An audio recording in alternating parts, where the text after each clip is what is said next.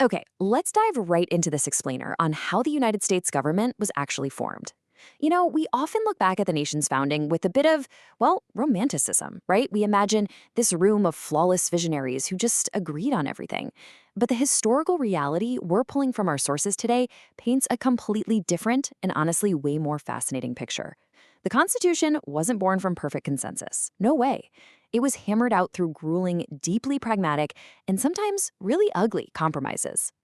To really understand this pivotal moment, here's our roadmap. We'll start with the secret summer of 1787, move on to the representation rivalry, break down the Great Compromise, confront the fateful slavery compromises, and finally wrap up with a foundation of compromise.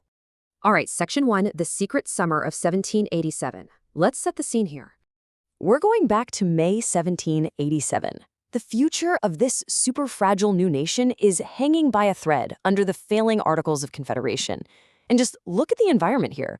George Washington is up front, but check out the background. Those windows are completely sealed shut. Now, picture being in Philadelphia, right in the middle of a hot, incredibly humid summer. Despite that sweltering heat, the delegates enacted a rule of absolute secrecy. They actually swore that nothing spoken in that room would be printed or leaked. They knew their massive task, overhauling the government into a strong fiscal and military state, would just be totally doomed if their messy debates got out to the public. So, who's actually in this sweltering room? We've got 55 delegates from 12 of the 13 states. Rhode Island actually flat out refused to show up because they were terrified of exactly what was happening, creating a stronger central government. The men who did attend were highly educated, elite, and mostly had practical political experience. James Madison was acting as this sort of informal reporter, furiously scribbling the notes that give us our best historical window into what actually went down. Washington was unanimously chosen as president, and you had guys like Benjamin Franklin there too, who was in such poor health he literally had to be carried through the streets by prisoners from a city jail. Basically, these were shrewd, strategic men, and they came ready to negotiate. Moving to Section 2, the representation rivalry, because once those doors locked, the fireworks started immediately. The very first existential threat to the convention was this massive rivalry over how states would actually share power. It turned into the ultimate political boxing match. In one corner, you've got the Virginia Plan, devised by James Madison. He pitched a bicameral, or two-chamber, legislature, where representation was tied entirely to population. Obviously, this heavily favored big states like Virginia. But in the other corner, the smaller states hit back with the New Jersey Plan, presented by William Patterson. They demanded a unicameral legislature where every single state, regardless of its size, got exactly one equal vote. And this wasn't just casual debate, you guys. The smaller states felt their very survival was on the line. I mean, under the Virginia Plan, Virginia gets 16 votes to a small state's 1. Doing that math, William Patterson flatly stated that New Jersey would be, quote, swallowed up, and would never submit to such a fate.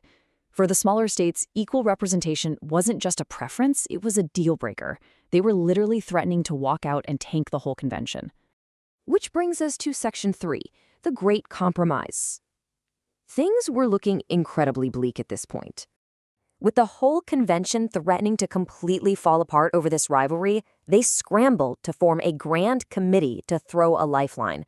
And on July 16th, that lifeline arrived. By a razor-thin, and I mean incredibly close, 5-4 vote, the delegates agreed to what we now call the Great Compromise, or the Connecticut Compromise.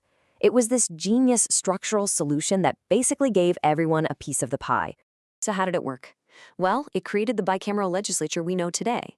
The lower chamber, the House of Representatives, appeased the big states, because seats were handed out based on population. But the upper chamber, the Senate, guaranteed the small states that equal footing they absolutely demanded, exactly 2 senators per state. Once they secured that equality in the Senate, the smaller states finally backed off and agreed to a strong national government. Let's look at Section 4, the fateful slavery compromises. The Great Compromise saved the day, sure, but it instantly forced them to confront the real elephant in the room. Because representation was now tied directly to population, they had to address the institution of slavery. And the data here is just striking. At the time of the convention, nearly 1 out of every 6 individuals living in those 13 states was enslaved.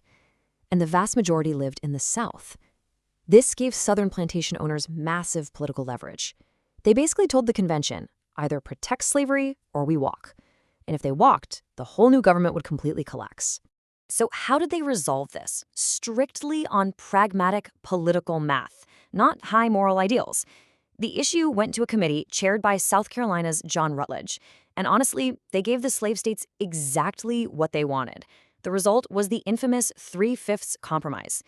This meant an enslaved person would count as 3/5 of a person when calculating a state's population for representation. Because they were counted, the southern states got a massive boost in clout in both the House of Representatives and the Electoral College. To keep the South at the table, the final document baked in 3 specific mechanisms. First, the 3/5 compromise. Second, the compromise on importation, meaning Congress literally couldn't touch or restrict the slave trade until the year 1808 at the very earliest. And third, a harsh provision requiring that escaped slaves be returned to their owners regardless of whatever the laws were in free states. Now, what's wild is that the founders actively avoided using the actual word slavery anywhere in the text. It was a tactical maneuver by those who didn't want the document to explicitly look like it approved of slavery, even as they were writing in its protections. This incredible cognitive dissonance of the era, it's perfectly embodied by James Madison himself. Just look at this sketch of Montpelier, his massive Virginia estate. About a third of the delegates, including Madison and Washington, were enslavers. Madison was right there, drafting a national government fundamentally based on natural rights and liberty, all while his entire lifestyle was being propped up by the forced labor of over 100 enslaved people. Madison's own writings really lay this harsh contradiction bare. In one essay, he actually tried to justify the 3/5 compromise by arguing that enslaved people were somehow both, that the law saw them in some respects as a member of society and in other respects as simply property subject to the will of a master. He was a founder who clearly recognized the moral failure of slavery. He even later called for gradual emancipation. But he was utterly incapable of reconciling the reality of human bondage with the legal structures he was helping to design. And sadly, he never actually freed his own slaves during his lifetime. Finally, let's jump into Section 5, a foundation of compromise. Despite all these deep moral compromises and shady political maneuverings, the founders did manage to establish a functional, limited government. And they were super careful to include some foundational protections to prevent government tyranny. Now, the original Constitution didn't have as many rights as the later Bill of Rights, but it did have some big ones. It prohibited religious tests for federal office, guaranteed trial by jury, and, this is huge, it set incredibly strict rules for treason. Think about it. These guys would have absolutely been executed for treason by the British if the revolution had failed. So, they required 2 witnesses to the exact same overt act or a direct confession in front of a judge just to get a treason conviction. They also protected the writ of habeas corpus. This is basically your fundamental right to know exactly why the government is locking you up. If they can't provide a valid reason, a judge can just order you released. The founders made sure this right couldn't be suspended except in extreme cases like rebellion or invasion. So the new government couldn't just throw its political rivals in jail for no reason. And to put a real leash on legislative overreach, they banned bills of attainder, which is when a legislature just declares someone guilty without a trial. And they banned ex post facto laws. This meant the government couldn't magically pass a law today and punish you for something you did yesterday when it was perfectly legal. These were absolutely crucial limits placed right on top of this new, stronger central power. As we wrap up this explainer, I want to leave you with this incredible duality to think about. The very same pragmatic compromises that magically glued this fragile, divided republic together in that sweltering Philadelphia room also baked fundamental inequalities right into its foundation. By refusing to fully deal with the issue of slavery, they didn't solve the problem. They just postponed an inevitable conflict that would absolutely explode 80 years later in the Civil War. It's this massive, powerful legacy of compromise, its absolute necessity in politics, paired with its devastating long-term costs. And it's a legacy we are quite literally still exploring and trying to understand today.